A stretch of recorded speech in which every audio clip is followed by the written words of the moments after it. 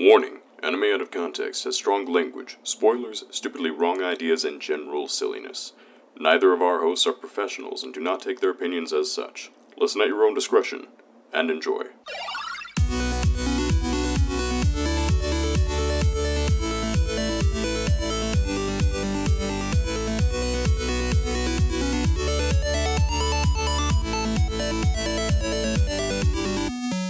Hello and welcome to Anime Out of Context, the show where I attempt to explain the sometimes weird, sometimes wonderful, but always hilarious world of anime. And I would have gotten away with it too if it weren't for you and your stupid weebs. I'm Shaun Rollins. I'm Remington Chase. Remington, this is going to be a very hard episode for me to do. Okay, so one of two possibilities there. One, it's one that you adore and know that I'll hate, in which case that may be enjoyable. Or two, it's one that you hate because it's terrible, in which case maybe I'll enjoy your pain, but more likely I will hate the anime. Either way, it's seeming like I'm gonna hate whatever you're about to show me. It's actually neither of those. Oh, okay. Skeptical, but continue. So, the show that we're about to talk about today is another recommendation, because we have been getting more and more recommendations lately, which I love, quite frankly. I might enjoy. We'll see how I feel about recommendations. Have I enjoyed a recommendation yet? Yeah, you enjoyed Death Note. Okay, I've enjoyed at least one recommendation. All of the recommendations have been great. Don't get me wrong. I just personally, not been a fan of most of them. I love the people recommending. Don't like anime. Wholesale. Oh dear. I'll try to change that about you, Rem. We'll see. But this anime was recommended to us by, and forgive me if I pronounce your name wrong, Elena? I mean, those are names. I mean, it's Elena, Elena is what Yeah, Elena. Yeah, that's what I'd read that as, because it's not Eliana, because that's not enough letters. And it's not... Let's just change your name a little bit. Yeah, and it's not Eileen, because that doesn't look right. Elena, whatever your name is, thank you, or screw you, we will see shortly. Because we're actually kind of dipping back into a topic we've talked about previously. No! Every time we've gone back, it's been terrible! Not to a specific anime this time, Rem. It's still been terrible! But a relatively recent topic we've discussed. Oh, let's see. We've discussed super edgy, we've discussed Chunibios, we've discussed etchy again. I don't like anything. It's a combination of the first two, actually. Okay. So we're gonna dip into an anime that has a lot of Chunibyo mentalities and elements with a whole lot of edge. Oh my god, is it edgy? Oh boy. Okay. Well, two things have been proven throughout this podcast. Yes. One, not only am I moe trash, but I'm also edgy trash. You do like your edgy anime bullshit. But they do have to be self-aware. That is one key feature of them. They need to be aware that they're super edgy in what they're doing. Because if they're not, it doesn't work out well. And now, the last Chunibyo thing we did, when you taught me about the term, love Chunibyo and other delusions, I wanted to love it, but I didn't love it. Yes. So, this anime is interesting because it never actually straight up says the word Chunibyo, but you can easily apply the term to the main character of this show. Of course. It is a cringe comedy to the extreme, is what I'm trying to say. Okay. I was able to sit through Love, Chunibyo, and other dudes because the cringy stuff made me cringe, but also made me laugh at the same time. It was pleasant to watch. Yeah. This anime is kind of hard to watch. It just makes you viscerally uncomfortable. Yes! It makes me viscerally uncomfortable, Remington, which is saying something. Mostly because it makes me think about how I was, in junior high, early high school stuff. The really edgy phase of my life. Oh, okay. So yeah. I will not be as emotionally impacted by those bits. They will not resonate quite as deeply for me. Maybe. Oh, maybe. Oh, okay. Because this show is very good at cringe comedy. So good, in fact, that I had to take breaks in between episodes. Okay. I mentioned this before. I like cringe comedy when done well, but it is extremely hard to do well. Like,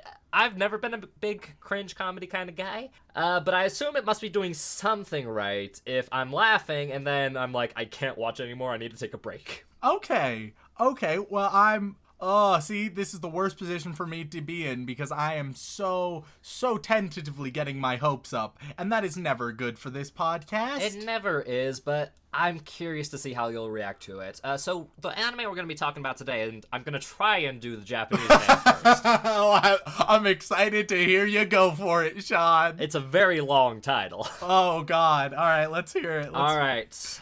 The anime we're going to be watching is Watashi ga motenai no wa do kange temo omaera ga waru. Pardon me? That's so many words. I probably horribly slaughtered that pronunciation. Oh, you definitely did. But it's okay because it has a shortened version, as anime with these long titles do. Okay, perfect. Just WataMote. WataMote, okay. Good old WataMote. Yep, and the what, English... what does that all mean in English? Because Yes. Lord knows I'm clueless right now. So the English title is WataMote. No matter how I look at it, it's your guys' fault I'm unpopular.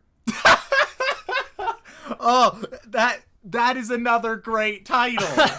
That is a fantastic title. It's a whole sentence with an exclamation mark at the end, so you know you have to be excited. They always have exclamation marks. They're really into exclamation marks in their titles. Well, it makes you super excited, and you're shouting it, and it adds that emphasis. This is probably like a top 3 title that we've come across.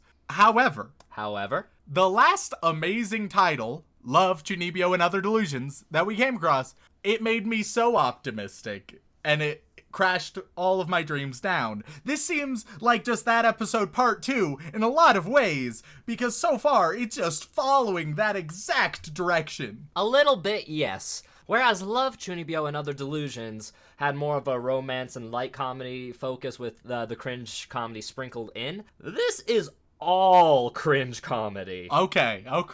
Even better. Yeah, so this show is about the main character, Tomoko Kuroki. Tomoko Kuroki. Yes. And she, well, I'll be straight up with you, she's not a good person. This is where you start the synopsis, but instead of what we've had so many times where it's like, yes, and after the parent died, which we've had a whole lot of because anime, we were just going to have after Tomoko murdered her parents. Hey now. This isn't some dark and edgy anime. Well, it is kind of a dark and edgy anime, but for different reasons. It is a slice of life comedy. Okay. Is what it is. So is she just a huge bitch? Ah! Is that what this is? Kind of. So how about I just read you the synopsis? All right, let's do the synopsis. The first line is kind of give you an idea of how this is going to go, though. As it always does. After living 50 simulated high school lives and dating over 100 virtual boys. Okay, wait, before you continue, we have to stop right there. That's a whole lot to unpack right there. Yeah? Pardon me? So basically, what they're saying is Tomoko is basically a otaku, but one who has played an exorbitant amount of dating games. Okay.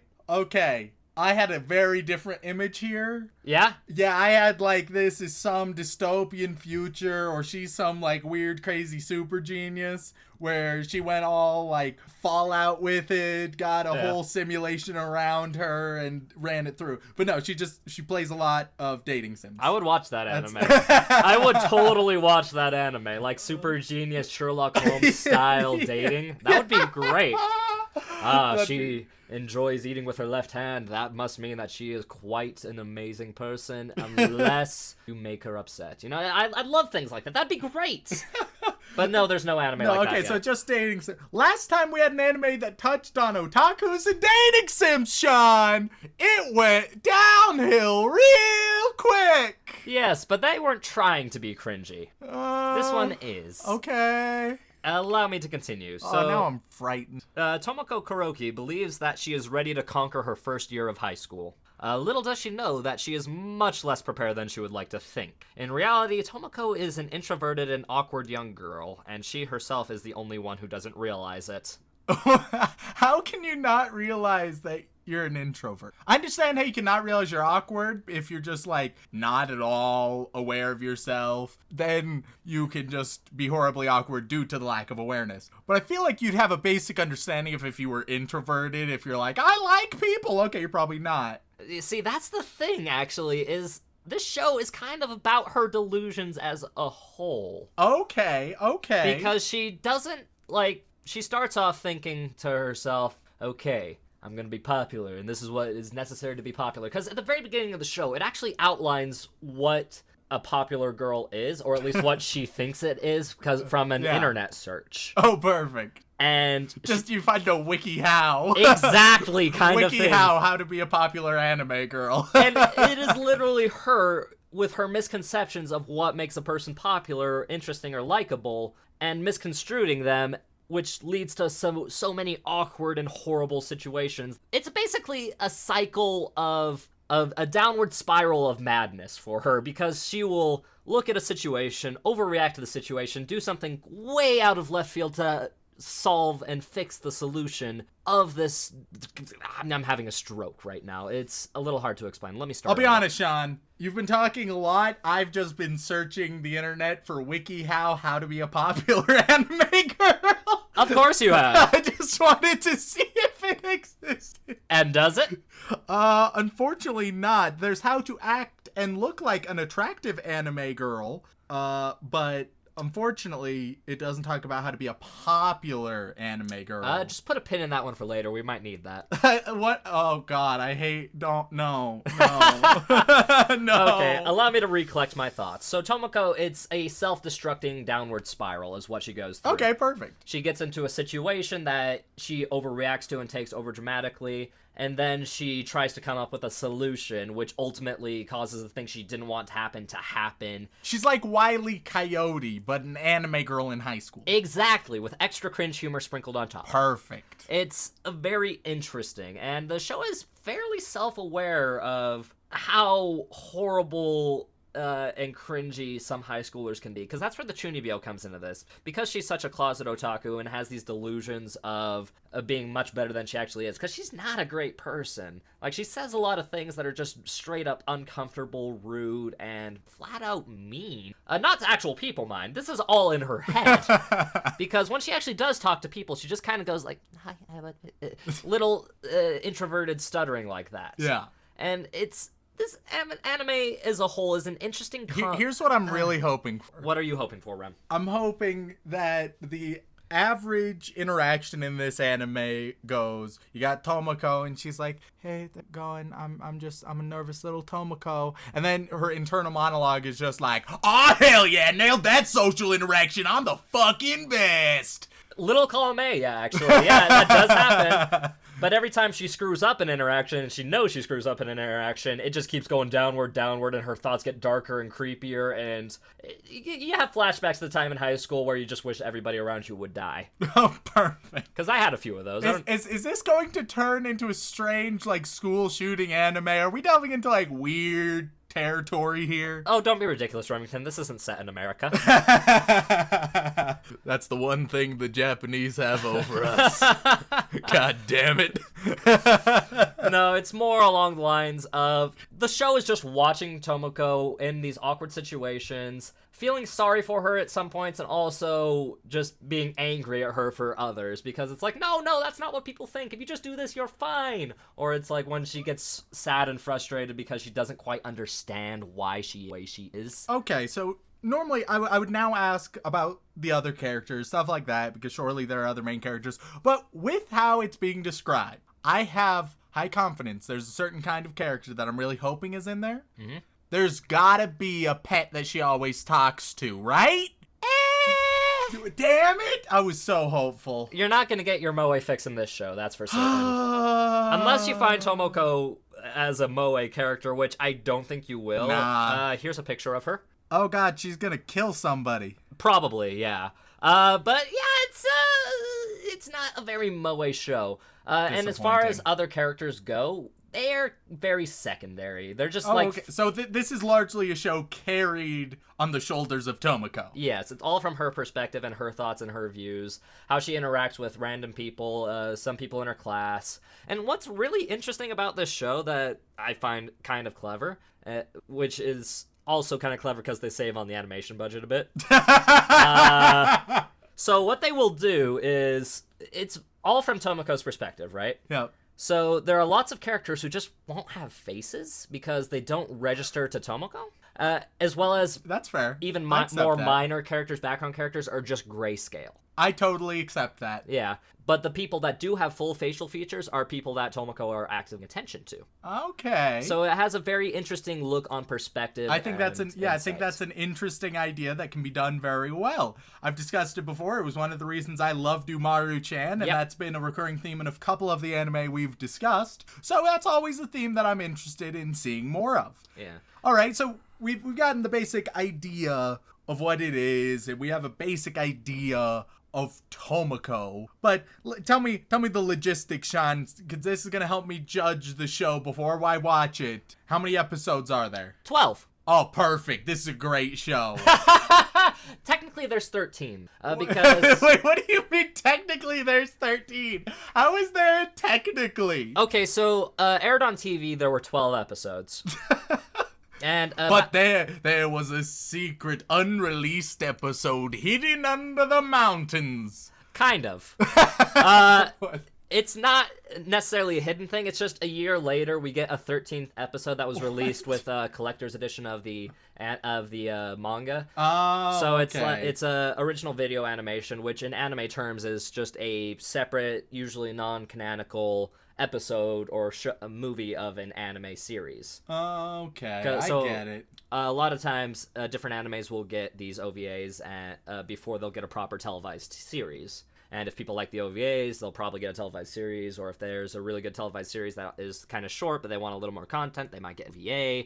It's a very complicated thing that we'll have to go into later when we actually do watch some actual OVAs. I'll be honest, it just sounds like padding to me, but I'll accept it. Fair enough, honestly. Some OVAs are good, some OVAs are just meh, but that's regardless. We're not going to even touch on WataMote's Nonetheless, OVA. 12 episodes, the perfect length for an anime, or most shows for that matter, because it means there's just not too much of it. And the worst thing an anime can possibly do, and I may be biased in saying that, other than existing, is existing too much. Oh, you just pissed off every major shonen fan. As if I haven't. If you've been listening to this podcast, especially if you are a shonen fan, then you've been angered by me. You've either come to terms with me or you are perpetually angered by me. Those are the only two possibilities. I'm currently floating between the two, honestly. Like, I'm just in this ether of uncertainty. I'll maintain shonen is bad till my dying breath. Fortunately, this isn't shonen. It is, well, kind of. Ah, damn it, it just went down a peg. Well, some No people, moe, shonen elements. they Things ain't classify it looking as good. shonen because they do a lot of jokes based on other animes. This anime will actually reference other animes using their art style and scenes, as well as just straight up references, because Tomoko's an otaku. So of course the only thing she relates to is anime. Oh man, anime references. I'll totally get those. You will actually get the first major anime reference. I don't know if I like that. You will. I and you will find it I don't amusing. want to understand that, Shaun. I Yeah. don't like recognizing it in the world. That's not up to you, unfortunately. And before we get into it, Remington, I'm going to tell you the opening line from this show. Oh, okay. You're just gonna be nice and out with it. All right. It is a narration line. Of course, as it so often is. This is a show about a girl. Her story does not matter.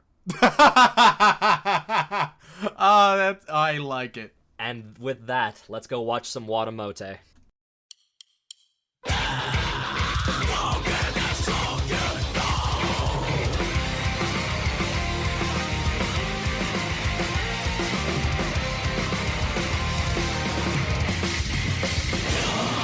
Ladies and gentlemen, we are back after watching about 3 episodes of WataMote. So, Remington, how you feeling? I'm feeling pretty decent, all things considered. Really? Yeah. Yeah? I feel like what this show really was, WataMote? WataMote? Sure, there we go. I feel like what WataMote was, you take Love, Chunibyo, and Other Delusions, you take Umaro-chan, you throw them in a room together, and you get this baby. And you throw out all of the romance as well, because there is no romance in this show. No, I would argue that's still just them combined, because Umaro-chan didn't have any overt romance, and Love, Chunibyo, and Other Delusions had light romance. This has light romance in hyper-distorted fashion. I mean, kind of. It's more like fantasies as opposed to actual romance. Yeah, exactly. And I think that this is exactly what I wanted Love, Chunibyo, and Other Delusions to be. If you listen to our episode on Love, Chunibyo, and Other Delusions, and if you've watched Love, Chunibyo, and Other Delusions before, and if you liked either of those things, this is probably a great anime for you. That is, if you can handle the cringe comedy. Oh yeah, there's plenty of cringe, but that's my total style, so I adore that. So what you're saying, Remington, is you actually really like this show. I did. I quite enjoyed it. It was over the top while at the same time not being in your face, and that is what I love. That is the style I adore, when you can take things to 11, but without having to constantly remind the audience that you're taking them to 11.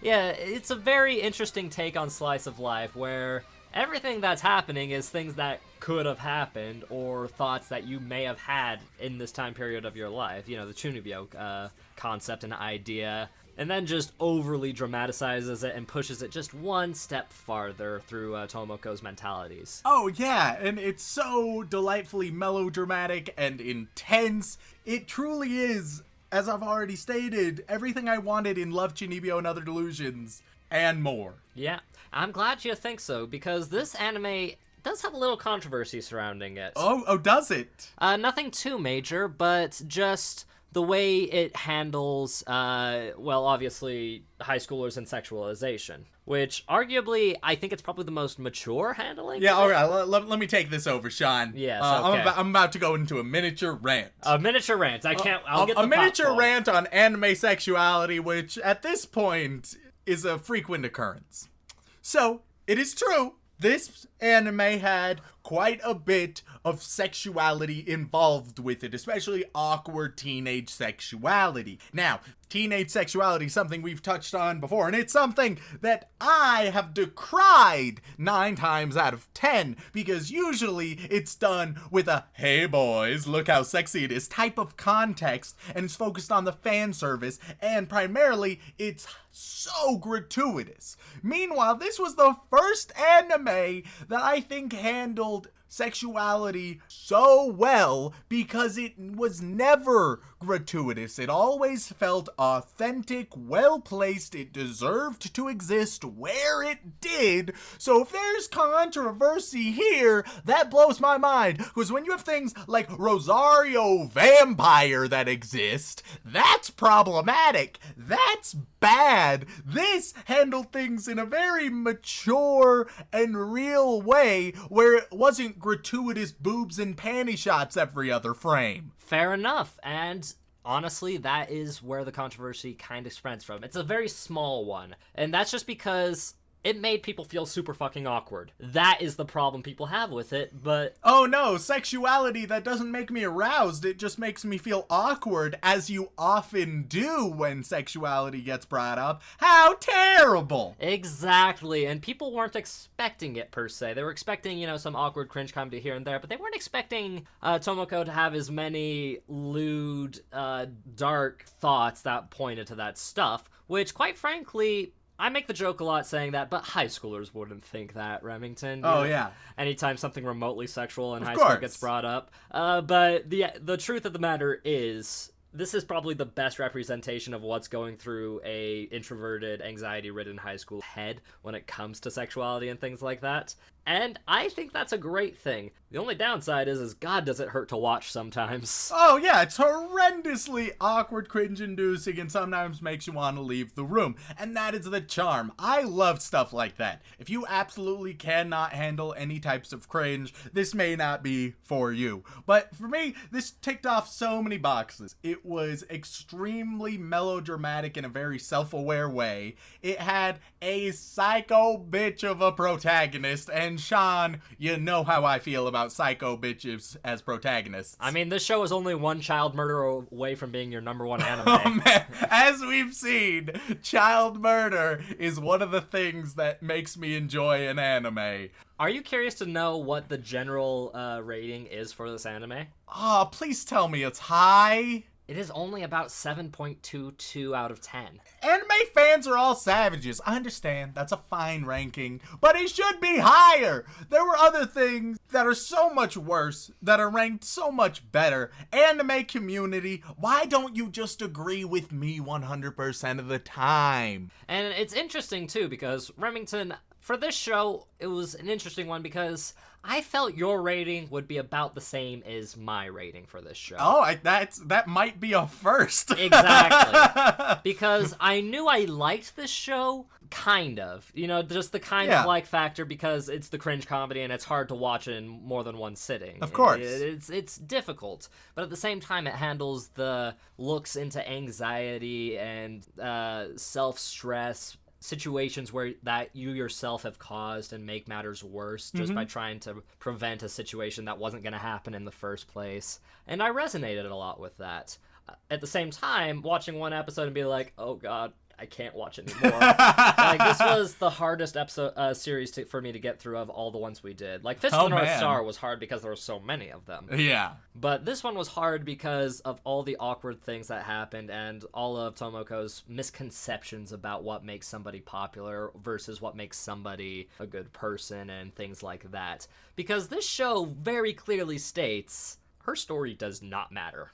Oh yeah, which is just great because one of the most important things I think anybody can realize is that in the grand scheme of things, the universe doesn't give a damn about you. Let me give a nice little motivational message to everybody. You don't objectively matter, but you subjectively matter, and that's what's important. You may not be the person, you may not be special uniquely, but you can be special in your own way, and that can be just as valuable. And once you realize that, once you realize how unimportant you are to so many others and how that's okay, then you mature out of the phase that we watched with this anime. Exactly, and that is what this whole anime is. It very clearly states at the beginning, this girl's story does not matter. Which is a very fun, dry, comedic opening. You're like, ha ha ha. But then you quickly realize that the story is about how Tomoko believes herself matters more than everybody else. Oh yeah, throughout every episode, you see how she measures everything in relation to herself. Everything worse than her, it isn't that she's viewing that as it is. Rather, she is better than that. Everything that is better, or that's everybody who's done something she hasn't, she views herself as worse. She can't appreciate the world for how it is, only in how it's in relation to her at that very moment. And the problem is that creates a very toxic mentality of, oh look how I'm better than absolutely everybody, that quickly spins off into, oh man, I am so terrible and awful and that is irredeemable. And you get the worst of both worlds because you have those narcissistic tendencies. Exactly, and it's very interesting because Tomoko's personality is very hypocritical. Oh yeah, she is a hypocrite. She is a hypocrite to the extreme. Because one moment she'll be excited going to her high school life, gonna go try and find a boyfriend, make lots of friends. But then she's in high school looking around at all the people talking, having a good time making friends, talking about boys, things like that. And just starts calling them sluts, bitches, whores, and oh yeah, she's deriding everybody as being so boy crazy when in her internal thoughts, she is extremely boy crazy to the point of even trying to briefly seduce her brother. And she'll also go on and on about how everyone's just talking and doing a bunch of stupid, meaningless bullcrap. Meanwhile, she will then go home and then just play a bunch of video games. And when you look at it, she just lacks that self-awareness because she has to find ways to place herself above. It's that coping mechanism that you see so often in teenagers, and then all too often in adults who have not quite matured past this, where they use a coping mechanism that allows them to say everybody else is bad, and that way I can feel comfortable with how I'm actually a bit shit myself. Yeah, because one thing you will quickly realize is that Tomoko is not a good person, but that's not entirely her fault. She's still young, she's juvenile, she's immature, so you can talk about how those are all obviously terrible qualities, but she is still growing. She has a chance to grow out of it. And teenagers, by default, are mildly solipsistic. They believe they are the only one who really exists. But it's maturing past that. So it's a very interesting look at that age. Now, if it were somebody who was older, then it would be much less sympathetic. It would be much more difficult to view her in at all a redeeming light. Exactly, and the show is very interesting because it handles both Tomoko's worst qualities and the little bits of hope that are sprinkled without. Little tiny gestures that Tomoko will do that just make you think, oh, there's hope for this little monstrosity. There's a chance that she's going to develop into a fully functioning good person. Because as someone who also has crippling anxiety from time to time, this anime has a really good representation of what it's like to just overthink everything around you and spiral into darkness. It's very interesting how it handles that. Oh, for sure. Shaun, both you and I definitely suffer from anxiety, so it's always nice to see that when it's well represented. Personally, I thought the best episode that we saw was episode 2. I really liked that for a lot of reasons. Oh, what reasons in particular? So, the show is slice of life, so you mostly are viewing Tomoko through what she's doing, her life, etc. Her perspective, as exactly. It were. And in episode 2, she gets contacted by her old friend, Yu-chan, right? And so she's talking to you, and... She's talking to me? Oh, man. I didn't realize it was that kind of anime. Yes, it's actually a second-person anime. So she's talking to you, and they decide that they're going to schedule to hang out, because they haven't seen each other in a while, right?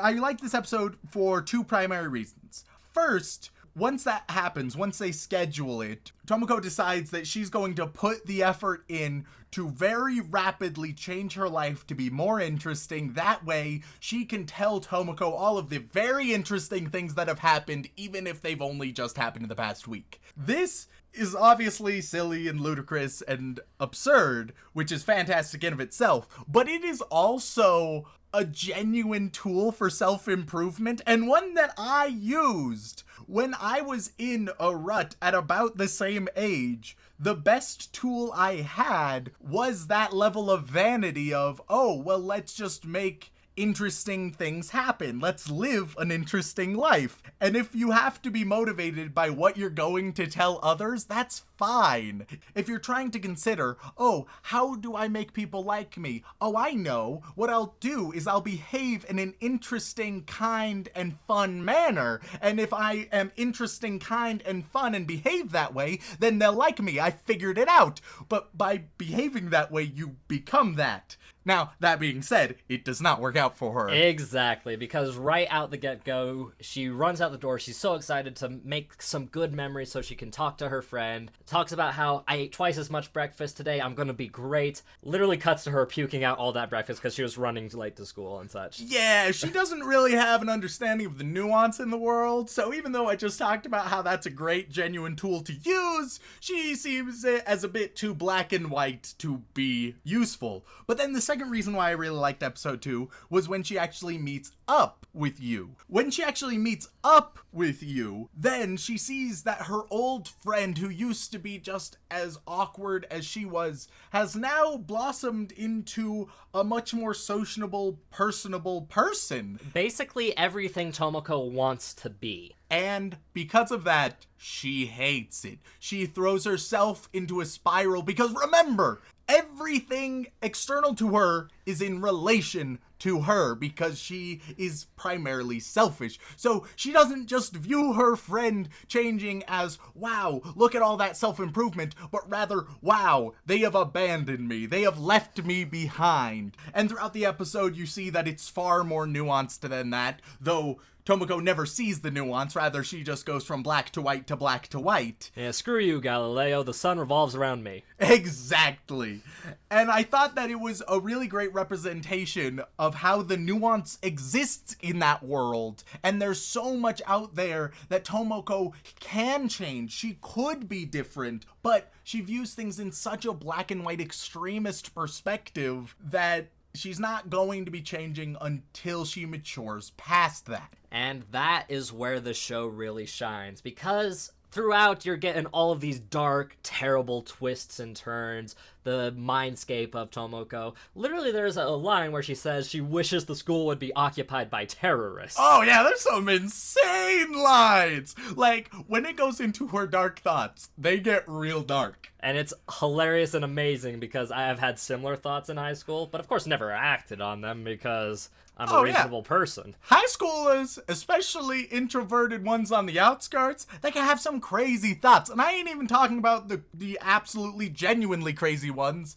who end up acting on those things. I'm just talking about your everyday introverted outcast. They have those thoughts. They pass through their brain. They often pass through and they're done, but they happen. And the fact that this show was willing to reveal that and represent that, I thought was a very nice touch. Yeah, and it's always the little bits of hope that make the show really worthwhile. Because if this show was nothing but Tomoko and her dark thoughts and all of the bad things that she thinks is going on, it would quickly spiral into a really depressive story with some comedy elements thrown in. But the fact that they show little bits and pieces of her adjusting to her social life as well as being a nice person genuinely because of herself, it gives you hope for the character, and you can't help but feel bad whenever she gets so blatantly frustrated and doesn't understand why things aren't going her way. You see moments of genuine progress, and you hope that she continues in that direction rather than the one she's currently on. And because she's so young, it's possible.